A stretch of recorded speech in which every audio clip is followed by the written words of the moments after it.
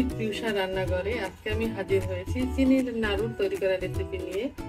এই নাড়ুটা তৈরি করার জন্য আমি নারকেল কোড়া নিয়ে নিয়েছি, চিনি নিয়ে নিয়েছি, কনডেন্স মিল্ক নিয়ে নিয়েছি, এলাচের গুঁড়া আর ঘি নিয়ে নিয়েছি। 1 চা চামচের মতো আমি ঘি দিয়ে দিলাম।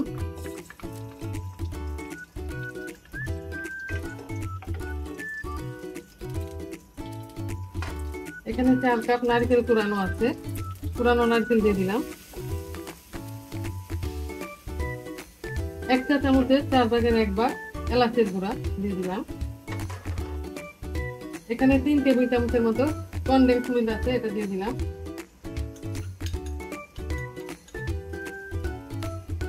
4 কাপ নারকেল কুড়ানোতে 2 কাপ চিনি লাগবে, আমি যে চিনিটা দিয়ে দিলাম। যে কাপ দিয়ে আমি নারকেল মেপেছি ওই কাপ দিয়ে আমি চিনিটা মেপে নিয়েছি। ভালো করে মিশিয়ে নেব। আর চিনিটা গলে কিছুটা পানি বের হবে, ওই পানিটা শুকিয়ে যখন আঠালো পদার্থের মতো হয়ে যাবে তখনই পাক এসে যাবে আর তখন নাড়ু বানানো যাবে।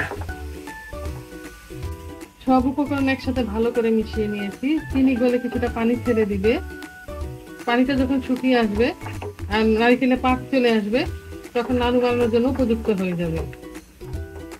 চিনিটা পুরোপুরি গলে গিয়েছে।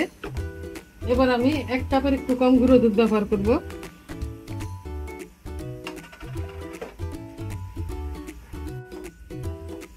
নাড়ুতে গুঁড়ো দুধ দিলে নাড়ুটা দেখতে খুব সুন্দর হয় আর খেতেও খুব ভালো লাগে। প্রথম থেকে এই পর্যন্ত আমি 8 মিনিটের মতো রান্না করেছি, এখনো পুরোপুরি পাক আসেনি, কিছুটা পাক এসেছে।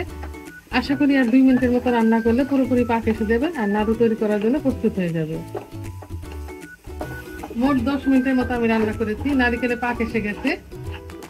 রান্নার এই পর্যায়ে আমি কিছুটা ভাজা তেল দিয়ে দিব।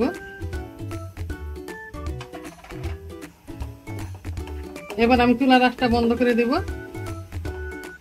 কিছুটা গরম কমে গেলে হালকা হালকা কুসুম গরম থাকতে থাকতে আমি নাড়ুটা বানিয়ে নেব। হাতে একটু ঘি মাখিয়ে নিতে হবে। পছন্দ মতো নারকেল গুলো নিয়ে নিয়ে নাড়ু বানাতে হবে। এভাবে আমরা প্রত্যেকটা নাড়ু বানিয়ে নেব। বানিয়ে ফেলেছি চিনির নাড়ু, দেখতে যেমন ভালো হয়েছে খেতেও অসাধারণ হয়েছে। আজ এ পর্যন্তই, আগামী দিন আবার দেখা হবে নতুন কোনো রেসিপির সাথে। আল্লাহ হাফেজ।